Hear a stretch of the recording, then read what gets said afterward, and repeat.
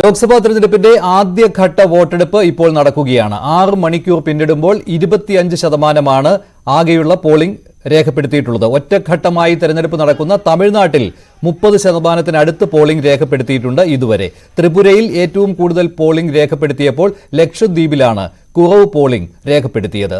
17 സംസ്ഥാനങ്ങളിലും 4 കേന്ദ്രഭരണ പ്രദേശങ്ങളിലുമായി 102 മണ്ഡലങ്ങളിലാണ് ഇപ്പോൾ വോട്ടെടുപ്പ് നടക്കുന്നത്. പശ്ചിമബംഗാളിലും മണിപ്പൂരിലും വോട്ടെടുപ്പിനിടെ അക്രമ സംഭവങ്ങൾ റിപ്പോർട്ട് ചെയ്തിട്ടുണ്ട്. കൂച്ച് ബിഹാർ മേഖലയിൽ തൃണമൂൽ കോൺഗ്രസ് പ്രവർത്തകരും BJP പ്രവർത്തകരും തമ്മിലുണ്ടായ ഏറ്റുമുട്ടലിൽ ഒരാൾക്ക് പരിക്കേറ്റു. 7 ഘട്ടങ്ങളിലായി നടക്കുന്ന ലോക്സഭാ തെരഞ്ഞെടുപ്പിന്റെ ആദ്യഘട്ട വോട്ടെടുപ്പാണ്. അതിൽ ഏറ്റവും ആവേശകരം ഇത്തവണ തമിഴ്നാടാണ്. ഒന്നാം ഘട്ടത്തിൽ 39 മണ്ഡലങ്ങളിലും തമിഴ്നാട്ടിലെ എല്ലാ മണ്ഡലങ്ങളിലും ഇന്ന് വോട്ടെടുപ്പ് നടക്കുന്നു എന്ന പ്രത്യേകതയും ഉണ്ട്. ഇന്ത്യ മുന്നണി ഏറ്റവും ശക്തമായി കരുതുന്ന തമിഴ്നാട്ടിൽ തെരഞ്ഞെടുപ്പ് വിജയം സുനിശ്ചിതമാണ് എന്നാണ് MK സ്റ്റാലിൻ പറയുന്നത്. സ്റ്റാലിൻ ഇന്ന് രാവിലെ തന്നെ വോട്ട് രേഖപ്പെടുത്തി. എടപ്പാടി പളനിസ്വാമിയും O പനീർശെൽവവും വോട്ട് രേഖപ്പെടുത്താൻ എത്തിയിരുന്നു. ത്രികോണ മത്സരമാണ് പല മണ്ഡലങ്ങളിലും തമിഴ്നാട്ടിൽ നടക്കുന്നത്. അതുകൊണ്ട് തന്നെ മിക്ക മണ്ഡലങ്ങളും ശ്രദ്ധേയമായ മത്സരങ്ങൾ നടക്കുന്നു എന്ന പ്രത്യേകതയും തമിഴ്നാട്ടിലുണ്ട്. P ചിദംബരം വോട്ട് രേഖപ്പെടുത്താൻ രാവിലെ തന്നെ എത്തിയിരുന്നു.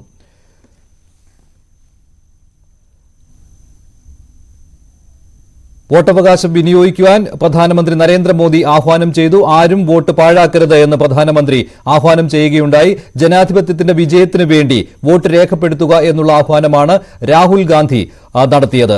ഇന്ന് തെരഞ്ഞെടുപ്പ് നടക്കുന്നവയിൽ ഏറ്റവും കൂടുതൽ ലോക്സഭാ മണ്ഡലങ്ങളിൽ വോട്ടെടുപ്പ് നടക്കുന്നത് തമിഴ്നാട്ടിലാണ്. ഇതുകൂടാതെ ബംഗാളിൽ ഇന്ന് വോട്ടെടുപ്പ് പുരോഗമിക്കുകയാണ്. അതുപോലെ തന്നെ മണിപ്പൂരിലും ചില മണ്ഡലങ്ങളിൽ വോട്ടെടുപ്പ് നടക്കുന്നു. അസമിൽ ഇന്ന് വോട്ടെടുപ്പ് നടക്കുന്നുണ്ട്. രാജസ്ഥാനിലെ ഏതാനും മണ്ഡലങ്ങളിൽ നടക്കുന്നു. ഉത്തർപ്രദേശിലും ചില മണ്ഡലങ്ങളിൽ ഇന്ന് വോട്ടെടുപ്പ് നടക്കുന്നുണ്ട്. സുബി വിശ്വനാഥ് ചേരുകയാണ് കൂടുതൽ വിവരങ്ങളുമായി. സുബി, വോട്ടെടുപ്പ് നടക്കുമ്പോൾ അക്രമ സംഭവങ്ങൾ റിപ്പോർട്ട് ചെയ്തതിൽ ബംഗാൾ ഉൾപ്പെട്ടിട്ടുണ്ടല്ലോ. എന്തെങ്കിലും വലിയ രീതിയിലുള്ള അക്രമ സംഭവങ്ങളാണോ റിപ്പോർട്ട് ചെയ്തിട്ടുള്ളത്, അതോ ഒറ്റപ്പെട്ട കാര്യങ്ങളെ സംഭവിച്ചിട്ടുള്ളൂ? മഞ്ജുഷ്, രാജ്യം വിധിയെഴുതുകയാണ്. 2024 ലോക്സഭാ തെരഞ്ഞെടുപ്പിന്റെ ആദ്യഘട്ട വോട്ടെടുപ്പ് ആരംഭിച്ച് മണിക്കൂറുകൾ പിന്നിടുമ്പോൾ 23% പോളിംഗ് രേഖപ്പെടുത്തി എന്നാണ് നമുക്ക് മനസ്സിലാക്കാൻ സാധിക്കുന്നത്.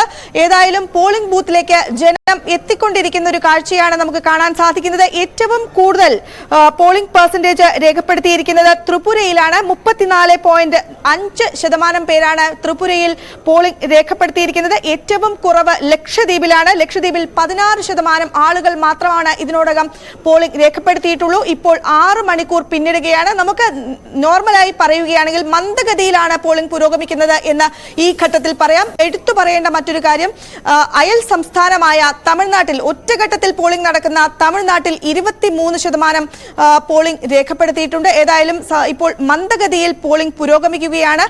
വലിയ സുരക്ഷാ സംവിധാനങ്ങളാണ് ഒരുക്കിയിരിക്കുന്നത്. രാജ്യത്തെ 16.63 കോടി ജനങ്ങളാണ് ഇന്ന് വിധി എഴുതുന്നത്. വലിയ സുരക്ഷാ സംവിധാനങ്ങൾ ഒരുക്കിയിരുന്നു എങ്കിലും 3 സംസ്ഥാനങ്ങളിൽ അക്രമം ഉണ്ടായതായാണ് റിപ്പോർട്ടുകൾ പുറത്തുവരുന്നത്. പ്രധാനമായും പശ്ചിമ ബംഗാൾ, മണിപ്പൂർ, ഛത്തീസ്ഗഡ് എന്നീ 3 സംസ്ഥാനങ്ങളിൽ അക്രമം റിപ്പോർട്ട് ചെയ്തിട്ടുണ്ട്. പശ്ചിമ ബംഗാളിൽ BJPയും തൃണമൂൽ കോൺഗ്രസ് പ്രവർത്തകരും തമ്മിലാണ് ഏറ്റുമുട്ടൽ ഉണ്ടായിരിക്കുന്നത്. ഇതിൽ ഒരാൾക്ക് പരിക്കേറ്റിട്ടുണ്ട്. മണിപ്പൂരിൽ പോളിംഗ് ബൂത്ത് പിടിച്ചടക്കുന്നത് ഉൾപ്പെടെയുള്ള കാര്യങ്ങളിലേക്ക് എത്തിയിട്ടുണ്ട്. EVM മെഷീൻ തകർക്കുന്ന ശ്രമങ്ങളും മണിപ്പൂരിൽ ഉണ്ടായിട്ടുണ്ട്. ഇതിലും പരിക്ക് പറ്റിയിട്ടുണ്ട്. 2ഓളം പേർക്ക് പരിക്ക് പറ്റിയിട്ടുണ്ട് എന്ന വിവരങ്ങളാണ് പുറത്തുവരുന്നത്. ഛത്തീസ്ഗഡിലും സമാനമായ ഒരു IED ബ്ലാസ്റ്റ് ഉണ്ടായി എന്നാണ് പറയുന്നത്. ഒരു കമാൻഡന്റിന് ഇവിടെ പരിക്ക് പറ്റിയിട്ടുണ്ട്. ഏതായാലും ഇപ്പോൾ മന്ദഗതിയിൽ പോളിംഗ് പുരോഗമിക്കുന്നു എന്ന് തന്നെ നമുക്ക് പറയാൻ സാധിക്കും. പ്രധാനമായും ഈ തെരഞ്ഞെടുപ്പ് നടക്കുന്നത് 17 സംസ്ഥാനങ്ങളിലും 4 കേന്ദ്ര ഭരണ പ്രദേശങ്ങളുമായി 102 മണ്ഡലങ്ങളിലേക്കാണ് തെരഞ്ഞെടുപ്പ് നടക്കുന്നത്. ഈ 102 മണ്ഡലങ്ങളിലേക്കാണ് തെരഞ്ഞെടുപ്പ് നടക്കുന്നത്. അതിൽ ഏറ്റവും പ്രതീക്ഷ, ഒരു നേരിയ മുൻതൂക്കം എന്ന് പറയാവുന്നത്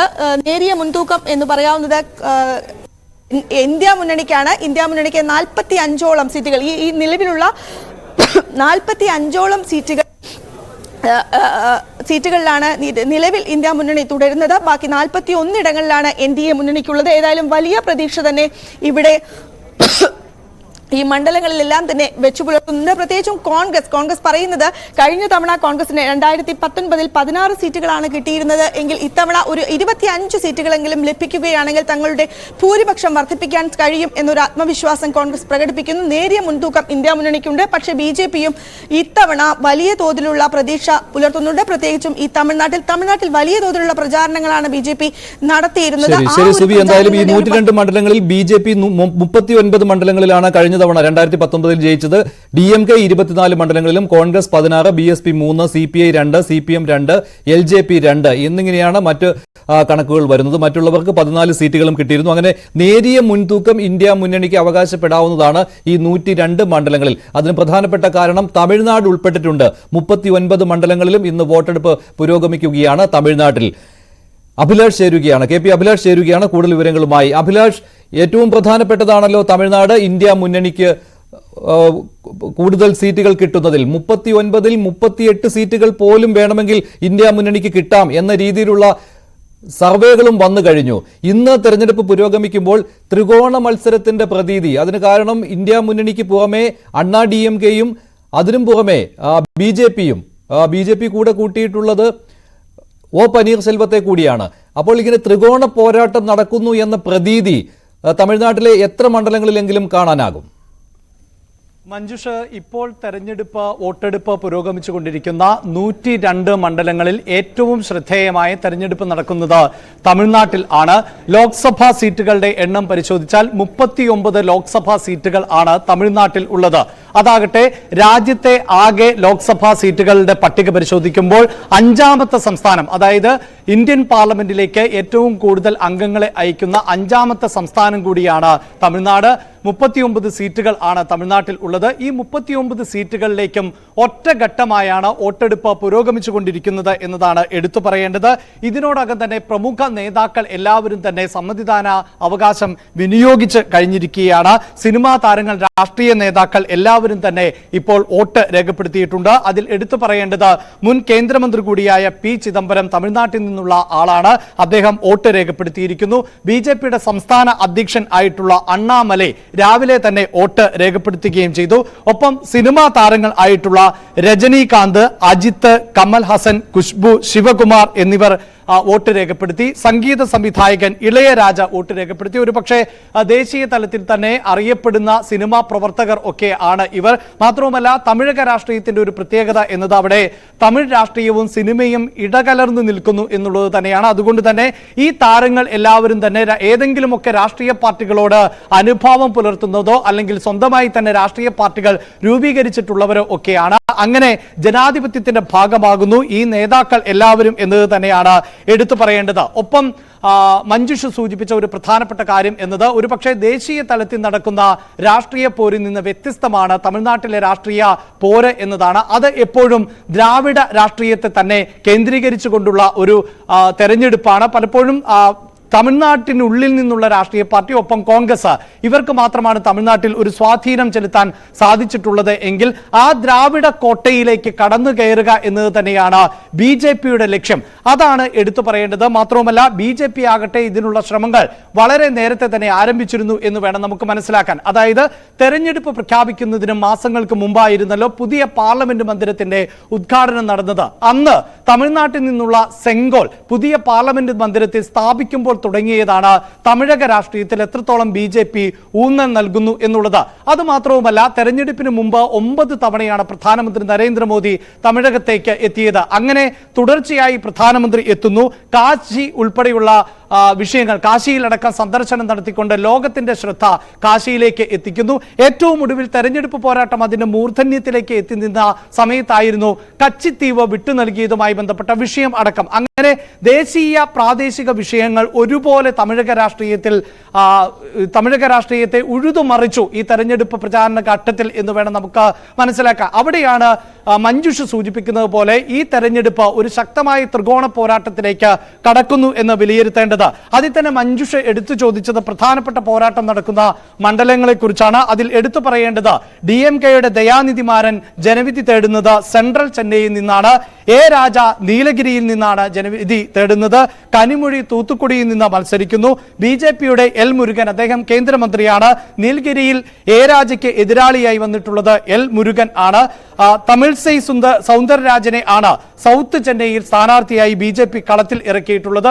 ഒപ്പം ഈ സൂചിപ്പിച്ചതുപോലെ അണ്ണാ DMKയുടെ കരുത്ത് വീണ്ടും തെളിയിക്കേണ്ട ഒരു സാഹചര്യം കൂടിയുണ്ട്. അങ്ങനെ ഒരു പോരാട്ടം കൂടിയാകുമ്പോൾ ശക്തമായ ത്രികോണ മത്സരം ചില മണ്ഡലങ്ങളിലെങ്കിലും നിലനിൽക്കുന്നുണ്ട്. മുൻ മുഖ്യമന്ത്രി കൂടിയായ O. പനീർശെൽവം രാമനാഥപുരത്താണ് തെരഞ്ഞെടുപ്പിനെ നേരിടുന്നത്.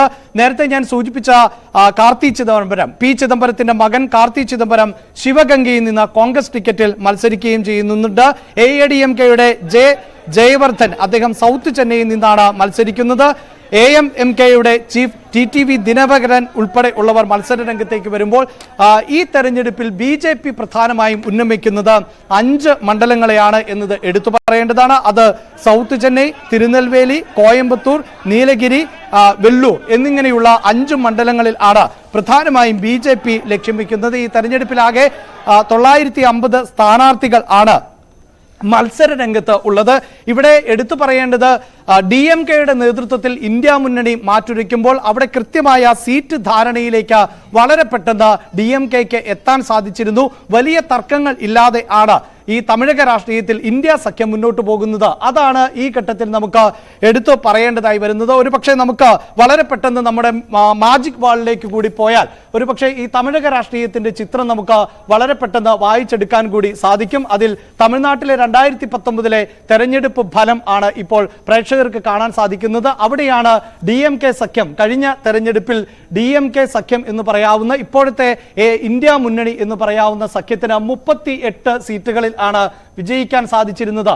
അതായത് 39 സീറ്റുകൾ ഉള്ള തമിഴ്നാട്ടിൽ കേവലം ഒരു സീറ്റ് പോലും വിജയിക്കാൻ BJPക്ക് സാധിക്കാതെ പോകുന്നു. അവിടെ DMK സഖ്യം തൂത്തുവാരുന്ന ഒരു സാഹചര്യം ഉണ്ടാകുന്നു. 38 സീറ്റുകളിലും DMK വിജയക്കൊടി പാറിക്കുന്നു. അന്നത്തെ രാഷ്ട്രീയ സാഹചര്യം വ്യത്യസ്തമായിരുന്നു എന്ന് മഞ്ജുഷിന് അറിയാം. അവിടെ AADMKക്ക് ഒരു സീറ്റ്, അങ്ങനെ 39 സീറ്റുകൾ ഉള്ള തമിഴ്നാട്ടിൽ ഏതെങ്കിലും തരത്തിൽ സ്വാധീനം ഉറപ്പിക്കാൻ BJPക്ക് സാധിച്ചിരുന്നില്ല. അവിടെയാണ് എടുത്തു പറയേണ്ടത്. അതായത് 1998 ശേഷം ഒന്നുകിൽ BJP DMKയുമായോ അല്ലെങ്കിൽ AADMKയുമായോ സഖ്യത്തിൽ ഏർപ്പെട്ടുകൊണ്ട് മാത്രം മത്സരിച്ച് വിജയിക്കാൻ സാധിക്കുന്ന ഒരു പശ്ചാത്തലമുണ്ടായിരുന്നു. അതിൽ നിന്ന് വ്യത്യസ്തമായ ഒരു സാഹചര്യം 2014 പൊൻ രാധാകൃഷ്ണന്റെ വിജയത്തോടു കൂടിയാണ്. അദ്ദേഹം പിന്നീട് കേന്ദ്രമന്ത്രി കൂടിയായ ഒരു സാഹചര്യമുണ്ട്. അദ്ദേഹത്തെ വീണ്ടും കളത്തിലിറക്കിക്കൊണ്ട് കന്യാകുമാരി മണ്ഡലത്തിൽ ഉൾപ്പെടെ വിജയത്തിലേക്ക് പ്രതീക്ഷ അർപ്പിക്കുകയാണ് BJP.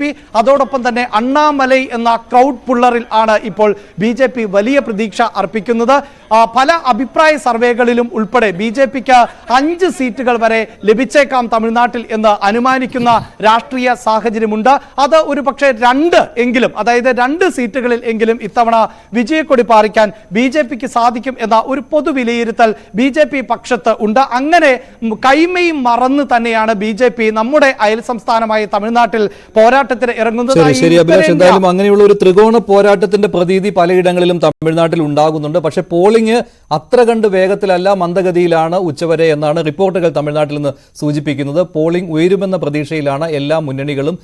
DMKക്ക് ശക്തമായ വേരോട്ടമുള്ള സ്ഥലത്ത് ഇന്ത്യ മുന്നണിയിൽ അസ്വാരസ്യങ്ങൾ ഇല്ല. DMKയും കോൺഗ്രസും CPMും CPIയും മുസ്ലിം ലീഗും ഒക്കെ ഒരൊറ്റ കുടക്കീഴിൽ മത്സരിക്കുന്നു എന്ന പ്രത്യേകത തമിഴ്നാട് രാഷ്ട്രീയത്തിനുണ്ട്. അതേസമയം തിരിച്ചുവരവിനുള്ള ശ്രമമാണ് അണ്ണാ DMK നടത്തുന്നത്. BJP ആകട്ടെ ഒരു സീറ്റെങ്കിലും കിട്ടുക എന്ന ലക്ഷ്യത്തോടു കൂടിയുള്ള പ്രചാരണമാണ് തമിഴ്നാട്ടിൽ കഴിഞ്ഞ കുറേ ദിവസങ്ങളായി നടത്തിക്കൊണ്ടിരിക്കുന്നത്. അതിൽ പ്രധാനമന്ത്രി നരേന്ദ്രമോദിയുടെ സാന്നിധ്യം പ്രത്യേകം എടുത്തു പറയേണ്ടതാണ്. അങ്ങനെ ഒരു ത്രികോണ പോരാട്ടത്തിന്റെ സ്വഭാവം ചില മണ്ഡലങ്ങളിലെങ്കിലും വന്നിട്ടുണ്ട് തമിഴ്നാട്ടിൽ. അവിടെയാണ് ഇപ്പോൾ എല്ലാ മണ്ഡലങ്ങളിലും ഒരേ സമയം പോളിംഗ് പുരോഗമിക്കുന്നത്.